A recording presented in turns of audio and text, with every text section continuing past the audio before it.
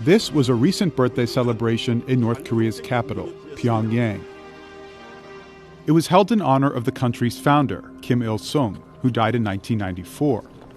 The festivities may have appeared routine, but someone was missing.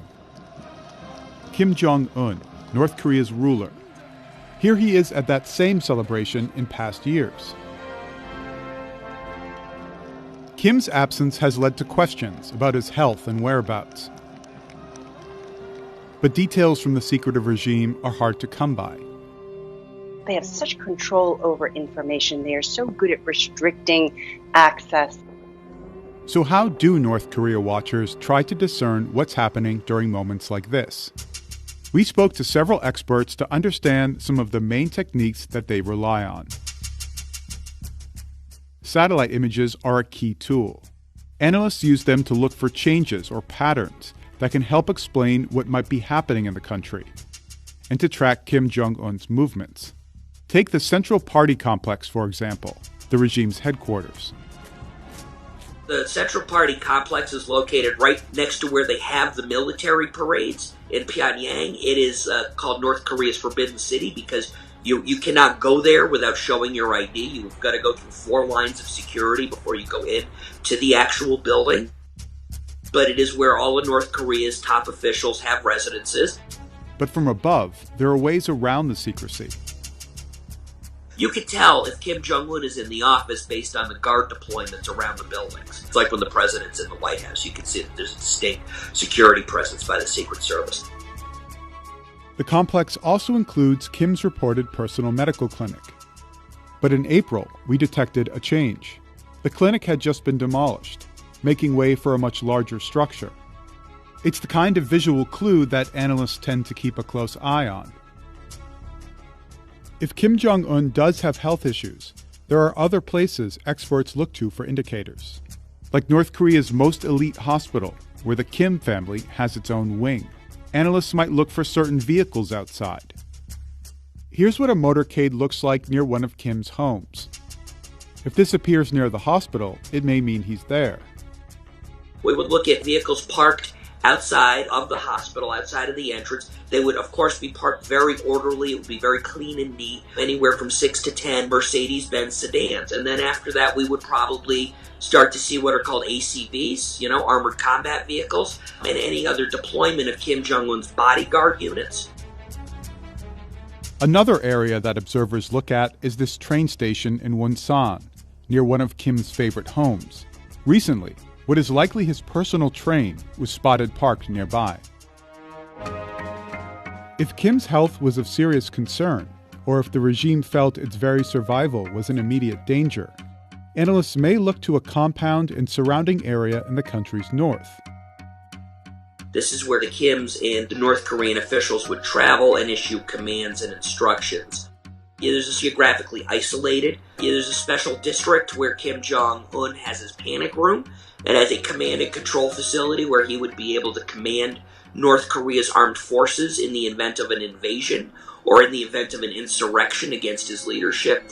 And it also has the value-added benefit of being so close to the North Korea-China border that he could drive into China if they felt that the emergency was that bad. If Kim were recovering from an ailment, he might do it at this residential compound.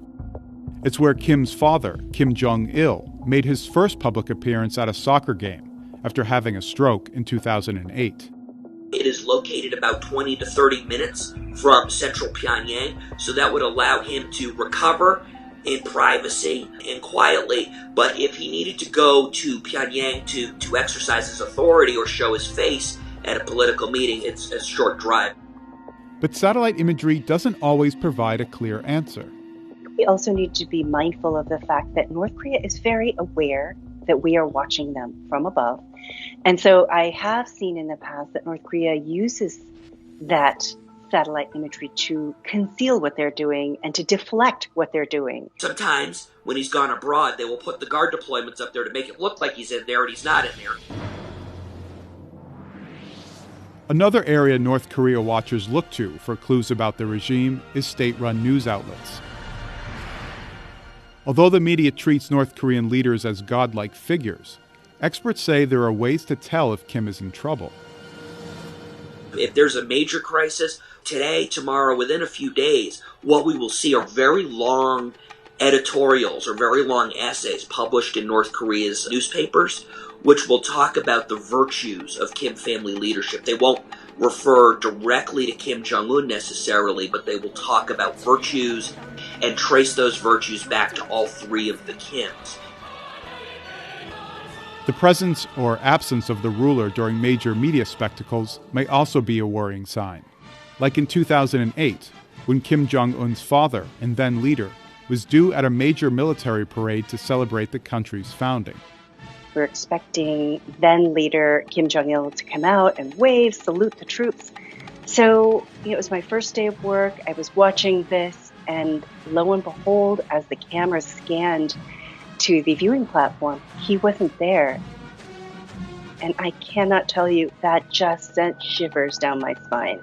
We finally got intel sources in Washington, D.C. to confirm that they believed that Kim Jong-il had suffered a stroke several weeks earlier in August and was in a coma. State television didn't cover Kim Jong-il's ailments. All they showed on state TV was old documentary footage, but no new images of him moving for months.